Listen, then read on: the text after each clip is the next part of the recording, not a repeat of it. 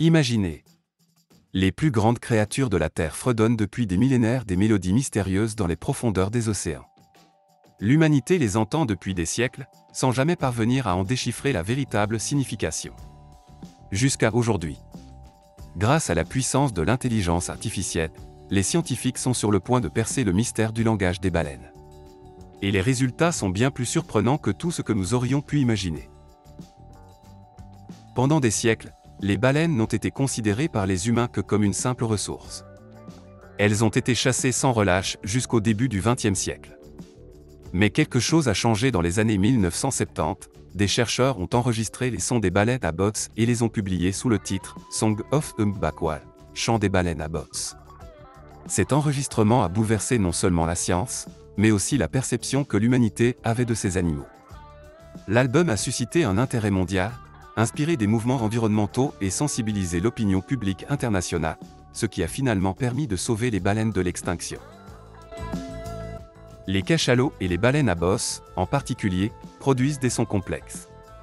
Ces sons peuvent être entendus à des kilomètres à la ronde et sont devenus comme la « musique de fond » des océans. Ils ne constituent pas de simples formes de communication, ils servent aussi de marqueurs d'identité, renforcent les liens sociaux et permettent même la transmission culturelle.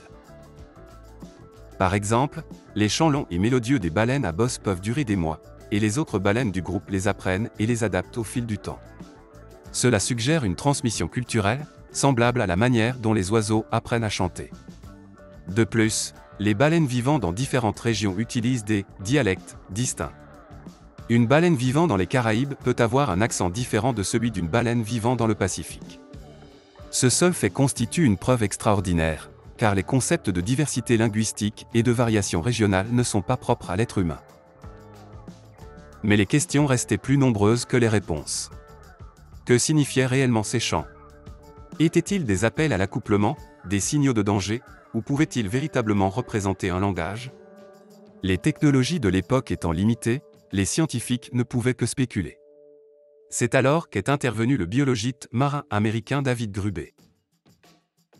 Gruber n'a pas cherché la solution dans la mer, mais dans le ciel. Il s'est inspiré du SETI, le programme de recherche d'intelligence extraterrestre. Et si l'intelligence que nous recherchons dans l'espace se trouvait ici même, sur Terre, s'est-il demandé. Selon lui, il n'était pas nécessaire de chercher une autre civilisation. L'intelligence extraterrestre pouvait être celle des baleines elles-mêmes. Cette idée a conduit, en 2020, au lancement du projet SETI, l'initiative de traduction des cétacés. Gruber n'a pas seulement imaginé un rêve, il a aussi rassemblé des experts issus de disciplines variées, biologistes marins, informaticiens, linguistes, ingénieurs en robotique. Tous partageaient le même objectif, déchiffrer le langage des baleines et établir une véritable communication bidirectionnelle avec elles. L'un des membres les plus importants de l'équipe était Sean Gero. Après avoir observé pendant plus d'une décennie une famille de cachalots au large des côtes de la Dominique, Gero connaissait intimement ces créatures. Il leur avait donné des noms et suivi leur croissance. Ce travail de terrain méticuleux, combiné à la puissance technologique de l'intelligence artificielle, a considérablement accéléré l'avancée du projet. La Dominique a été choisie comme centre névralgique, car les eaux entourant l'île constituent l'habitat naturel des cachalots. De plus, le fond marin y plonge abruptement juste au large, offrant ainsi une occasion unique d'observation. Grâce à un soutien considérable, un vaste réseau d'écoute a été déployé le long du littoral de l'île. Ce « studio sous-marin » de 20 km sur 20 km était composé d'hydrophones installés sur le fond marin. Ces microphones enregistraient tous les sons, 24 heures sur 24 et 7 jours sur 7, et pouvaient même distinguer quel cétacé avait émis quel cri. Mais cela ne suffisait pas. L'équipe a mis au point des drones et des robots autonomes, équipés de capteurs à ventouse qui ne nuisaient pas aux baleines. Ces capteurs enregistraient non seulement les sons, mais aussi les mouvements, les battements cardiaques et même les interactions sociales des animaux. Ainsi, l'intelligence artificielle a commencé à apprendre non seulement quand et d'où provenaient les sons, mais aussi dans quel contexte ils étaient produits. Des millions, voire des milliards de sons ont été enregistrés grâce à ces capteurs. Ce qui n'était autrefois que quelques jours de données s'est transformé en une archive gigantesque. Un ensemble de données de cette ampleur constituait la base idéale pour permettre à l'intelligence artificielle de détecter des schémas complexes. Puis, Le moment est arrivé. L'intelligence artificielle a analysé les séquences sonores rapides des baleines. Au début, elles semblaient être de simples bruits aléatoires. Mais l'IA a commencé à reconnaître des séquences répétitives, des rythmes et des pauses. Finalement, un résultat incroyable est apparu. Les cachalots utilisaient une structure linguistique étonnamment proche de celle des humains. Les rythmes et les pauses fonctionnaient comme les règles fondamentales de la grammaire. Cela a bouleversé toutes les idées précédentes sur la communication animale. Les baleines ne se contentaient pas de dire « nourriture » ou « danger », elles transmettaient quelque chose de beaucoup plus complexe. De plus, l'IA a révélé que différentes familles de baleines utilisaient des dialectes distincts, tout comme les humains.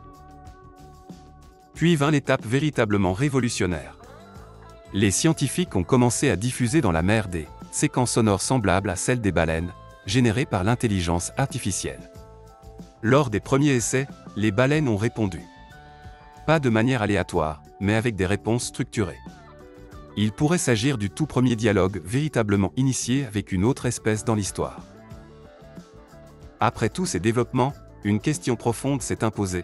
Serons-nous un jour capables de parler réellement aux baleines? Pourrons-nous un jour leur poser des questions sur leur route migratoire, sur les mystères des profondeurs océaniques, ou même sur la manière dont elles nous perçoivent? Ces découvertes ont suscité non seulement des avancées scientifiques, mais aussi des débats philosophiques et éthiques. Si les baleines possèdent un langage, une culture et des dialectes, comment devons-nous les traiter? Peut-être n'interagissons-nous pas simplement avec des animaux, mais avec une civilisation aussi complexe que la nôtre. De plus, ce projet ne se limite pas à la compréhension des baleines.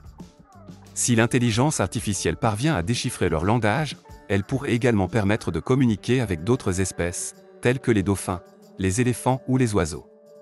Peut-être que les liens que nous tisserons avec les animaux transformeront complètement notre perception du monde. Il est important de rappeler que le projet SETI s'inspire du SETI, la recherche de vie dans l'espace. Si nous réussissons à communiquer avec les baleines, nous aurons découvert une forme d'intelligence totalement différente. Peut-être qu'un jour, lorsque nous recevrons enfin un signal extraterrestre, nous aurons déjà fait le premier pas vers son déchiffrement. Le projet SETI est toujours en cours. Chaque jour, de nouvelles données sont collectées, l'intelligence artificielle devient plus performante, et le langage des baleines est progressivement décodé. L'objectif ultime de Grubé et de son équipe est très clair, tenir une conversation véritablement significative avec les cachalots. Si elles y parviennent, cela marquera un tournant majeur non seulement dans l'histoire de la science, mais aussi dans celle de l'humanité. Car alors, nous devrons accepter l'existence d'une autre civilisation sur Terre, avec sa propre langue, sa propre culture et ses propres pensées. L'océan a toujours été plein de secrets. Mais le plus grand secret ne réside peut-être pas dans ses profondeurs, mais dans les sons émis par les baleines. Nous commençons seulement à entendre véritablement ces voix anciennes, même si leur langage reste encore loin d'être entièrement compris.